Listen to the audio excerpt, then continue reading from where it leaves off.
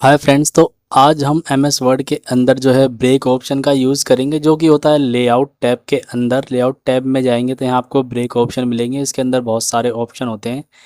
ठीक है, तो यहाँ पे मैं शो हाइड है, इसको भी हटा लेता हूँ। कंट्रोल शिफ्ट 8 की मदद से इसको हटा सकते हैं। अब पहला ऑप्शन जो होता है इसमें ब्रेक जो होता है पेज ब्रेक, कि हम जैसे ही जहाँ पे पेज ब्रेक लगाना चाहते हैं, जैसे कि यहाँ पे लगाएंगे तो हमारा जो मैटर है यहाँ से दूसरे पेज पे चला जाएगा। उसका यूज़ क्या होता है कि जैसे अगर मैं यहाँ से कोई मैटर है, मैं इसको करके कॉपी कर लेता हूँ, कॉपी करके इसी के नीचे एक बार और पेस्ट कर लेता हूँ। यहाँ पे पूरे पेज पे मैटर आ गया हमारा। और मैं अगर यहाँ से इसको एंटर करता हूँ, एंटर करने के बाद यहाँ से एंटर करते हुए दूसरे पेज पे ले आता हूँ सब कुछ। अब मैं दूसरे पेज पे तो ले आया इस मैटर को, और यहाँ पे देखेंगे जैसे मैं यहाँ पे शो एंड हाइड करूँगा, ओ होम टैब पे जाएंगे। होम टैब पे जाने के बाद यहाँ पे शो हाइड करेंगे तो आप देखेंगे मल्टीपल जो पैराग्राफ यहाँ पे क्रिएट हो गए हैं। और अगर मैं यहाँ से कुछ मैटर को कॉपी करता हूँ, सपोज़ मैं इसको कॉपी कर लेता हूँ, कॉपी करने के बाद यहाँ आता हूँ और यहाँ आने के बाद पेस्ट करता हूँ कंट्रोल V।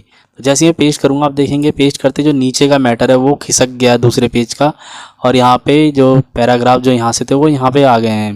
तो ऐसा ना हो इसके लिए हम यहाँ पे पेज ब्रेक ऑप्शन का यूज़ करते हैं। मैं इसको कर लेता हूँ कंट्रोल Z।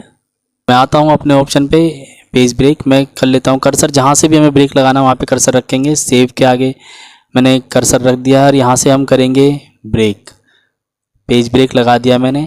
पेज ब्रेक लगाने के बाद देखेंगे मैटर जो हमारा सेकंड पेज पे चला गया, और यहाँ पे जो पेज ब्रेक है वो शो कर रहा है, आपको देख सकते हैं यहाँ पे।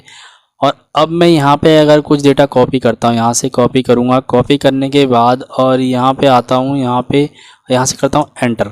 एंटर करने के बाद जैसे ही मैं यहाँ पे पेस्ट करूँगा डेटा, तो डेटा हमारा पेस्ट हो गया। और अब देखेंगे सेकंड पेज का जो मैटर है वहीं का वहीं है, वो इधर उधर नहीं हुआ है। तो इस तरह से हम पेज ब्रेक ऑप्शन जो है इसका यूज़ करते हैं। कंट्रोल Z करता हूँ और वापस से अपने पुराने फॉर्मेट में हम आ गए हैं।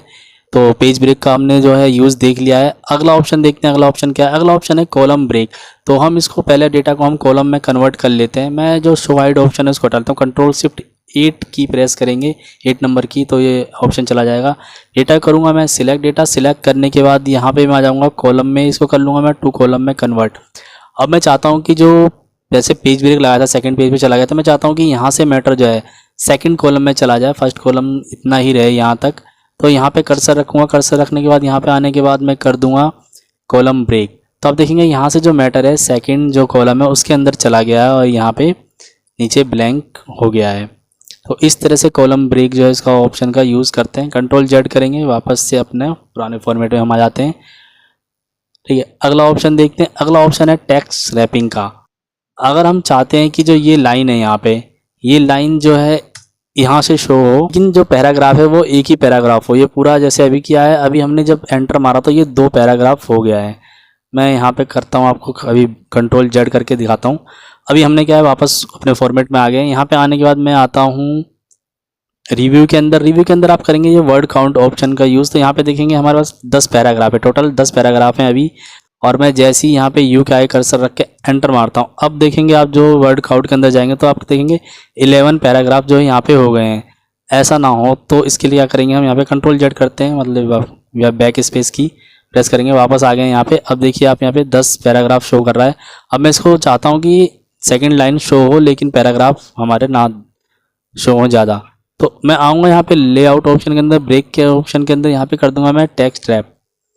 करते ही आप देखेंगे जो लाइन है हमारी यहाँ से शो होने लगी है। और वर्ड काउंट के अंदर आप जैसे ही आएंगे तो आप देखेंगे पैराग्राफ हमारे अभी भी 10 ही शो कर रहा है यहाँ पे। ठीक है, करता हूँ मैं इसको क्लोज।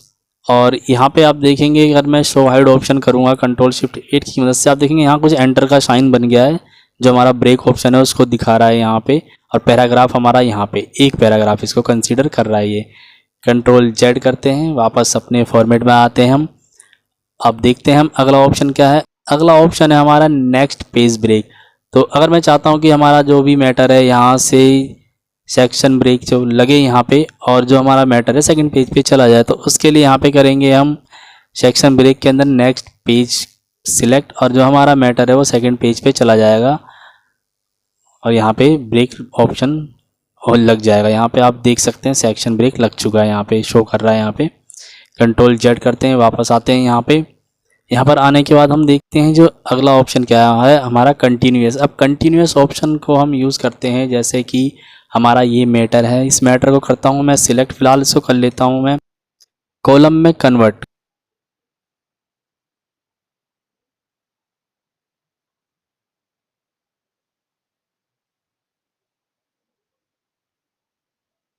अब डेटा हमारा जो है 3 कॉलम में कन्वर्ट हो गया। अब मैं अगर कुछ टाइप करता हूँ, जैसे कि यहाँ पे हूँ, तो यहाँ पे आने के बाद मैं कुछ टाइप करता हूँ, यहाँ पे जो भी टाइप करूँगा वो इसके नीचे आएगा। लेकिन मैं क्या चाहता हूँ कि मैं चाहता हूँ कि जो यहाँ से अब मैं कुछ यहाँ से टाइप करना चाहता हूँ, फिर से यहाँ से इसी पेज पे अगर मैं टाइप करना चाहता हूँ, यहाँ पर आके मैं कुछ टाइप करना चाहता हूँ। मान लो सपोज कि मैं अब यहाँ से कॉलम ख़त्म करके एक पैराग्राफ में टाइप करना चाहता हूँ, यहाँ से मैं या फिर 3 कॉलम में कन्वर्ट करना चाहता हूँ उसके बाद का डेटा।